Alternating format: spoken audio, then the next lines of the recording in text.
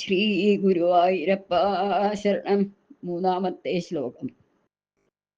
സത്വം യത്തത് പരാഭ്യാമപരികലനതോ നിർമ്മലം തേന താവത് ഭൂതൈർഭൂതേന്ദ്രിയൈസ്തേ വപുരിതി ബഹുശഃ ശ്രൂയത്തെ വ്യാസവാക്യം തസ്വച്ഛത്വാത് യദച്ഛാദിര പരസുഖചിത് ഗർഭ നിർഭാസരൂപം തസ്മിൻ ധന്യാരമന്ദേ ശ്രുതിമതിമധുരേ സുഗ്രഹേ വിഗ്രഹേ തേ.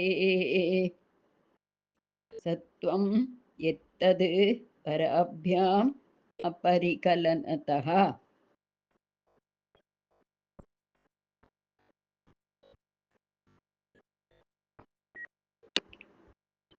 സത്വത്തിൽ നിന്ന് വന്നതാണ് ഭഗവത് സ്വരൂപം എന്നാണ് പറഞ്ഞു വരുന്നത്.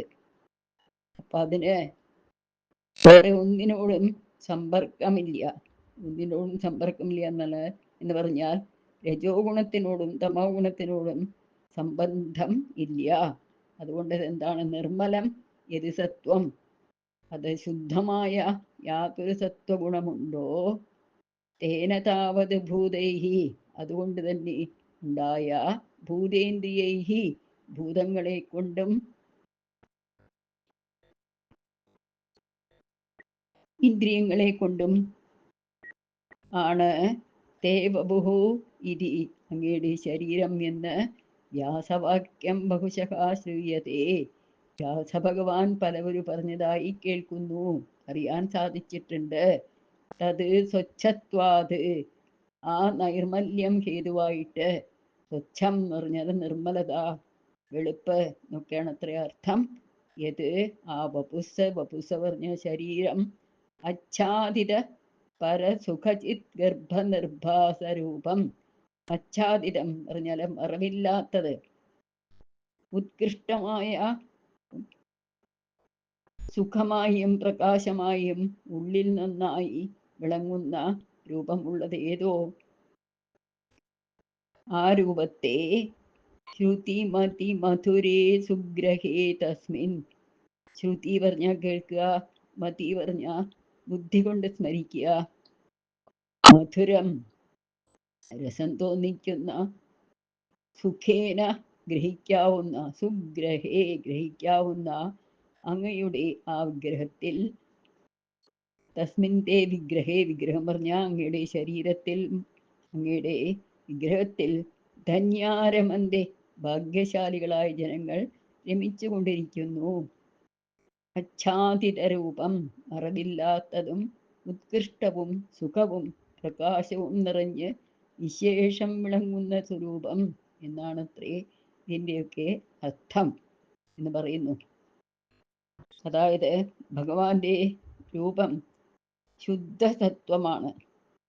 നമ്മുടെയൊക്കെ ശുദ്ധമൊന്നുമില്ല, സത്വം കുറച്ചും രജസും തമസും കൂടിയിട്ടുള്ള ശരീരമാണ് നമ്മുടെയൊക്കെ. പ്രാരബ്ധം കൊണ്ട് വന്നതാണല്ലോ, ഭഗവാൻ സ്വന്തമായി കൊണ്ടെടുക്കുന്ന ശരീരമാണ്. അപ്പൊ ആ വ്യത്യാസമുണ്ട് അല്ലേ? സത്വഗുണത്തിൽ, ശുദ്ധസത്വത്തിൽ ഉള്ളതാണ് ഭഗവാന്റെ ശരീരം. രജസ്സിനോടും തമസിനോടും കലർത്തേയില്ല. പിന്നെ ഭൂതങ്ങൾ, നമ്മളെയൊക്കെ ശരീരം ഭൂതങ്ങളെ കൊണ്ടും ഇന്ദ്രിയങ്ങളെ കൊണ്ടും ഒക്കെ ഉള്ളതാണ്. പക്ഷേ ഭഗവാന്റെ ശരീരം അങ്ങനെയല്ല. വ്യാസഭഗവാൻ പലവരും പറഞ്ഞിട്ടുണ്ട് ഈ ശരീര ഭംഗിയെക്കുറിച്ചിട്ടും ശരീരമെടുത്തതിനെ കുറിച്ചിട്ടുമൊക്കെ. അതുകൊണ്ട് അത് നിർമ്മലമാണ്. അങ്ങനെയുള്ള ആ ശരീരത്തിൽ ഒരു മറവുമില്ല. ഉത്കൃഷ്ടമായ സുഖവും പ്രകാശവുമാണ് അതിലുള്ളത്. അത് കേൾപ്പാൻ സുഖമാണ്, സ്മരിപ്പാൻ സുഖമാണ്, ഗ്രഹിക്കാനും സുഖമാണ്. ആ വിഗ്രഹത്തിൽ ആരാണ് രമിക്കുന്നത്? ഭാഗ്യശാലികളായ ജനങ്ങളൊക്കെ രമിച്ചുകൊണ്ടിരിക്കുന്നുവല്ലോ ഗുരുവായൂരപ്പ എന്ന് ഭട്ടതിരിപ്പാട് ഗുരുവായൂരപ്പനോട് പറഞ്ഞപ്പോൾ ഗുരുവായൂരപ്പൻ വളരെ സന്തോഷത്തോടു കൂടിയിട്ട് തലയാട്ടിയത്രേ. ഭട്ടതിരി വളരെ കേമായിട്ടുണ്ട് ഇതുപോലുള്ള ശ്ലോകങ്ങൾ നീ രചിക്കൂ, ഞാൻ കേൾക്കാൻ കൊതിയോടുകൂടി കാത്തുകൊണ്ടിരിക്കുകയാണ് എന്നാണ് അത്രേ ഗുരുവായൂരപ്പൻ മറുപടി പറഞ്ഞത്. ഭക്തന്മാരൊക്കെ അനുസ്മരിക്കുക. ഒരു ശ്ലോകം കഴിഞ്ഞാൽ ഭട്ടതിരിപ്പാട് ചോദിക്കും അത്രേ ഗുരുവായൂരപ്പനോട്, ഹേ മഹാപ്രഭു ഗുരുവായൂരപ്പ ഉണ്ണിക്കണ്ണ, ഞാൻ എഴുതിയത് ശരി തന്നെയാണോ? ഇങ്ങനെയൊക്കെയല്ലേ അങ്ങ് ഈ കൃഷ്ണാവതാരത്തിൽ ചെയ്തിട്ടുള്ള ലീലകളൊക്കെ ഇങ്ങനെയായിരുന്നില്ലേ കൃഷ്ണ? ഗുരുവായൂരപ്പ ഉണ്ണിക്കണ്ണ എന്നൊക്കെ വിളിക്കുമ്പോൾ ഭഗവാൻ സന്തോഷം കൊണ്ട് മതിമറന്ന് ആ ഭട്ടതിരിപ്പാടിനെ നോക്കിക്കൊണ്ട് തൻ്റെ സ്വതസിദ്ധമായ മായാപുഞ്ചിയെ നോക്കിക്കൊണ്ട് തലയാട്ടിയിട്ട് കൊടുക്കും. അത്ര എന്തൊരു മഹാഭാഗ്യം അല്ലേ? ഇനി 4-ാമത്തെ ശ്ലോകം കൂടി നോക്കാം.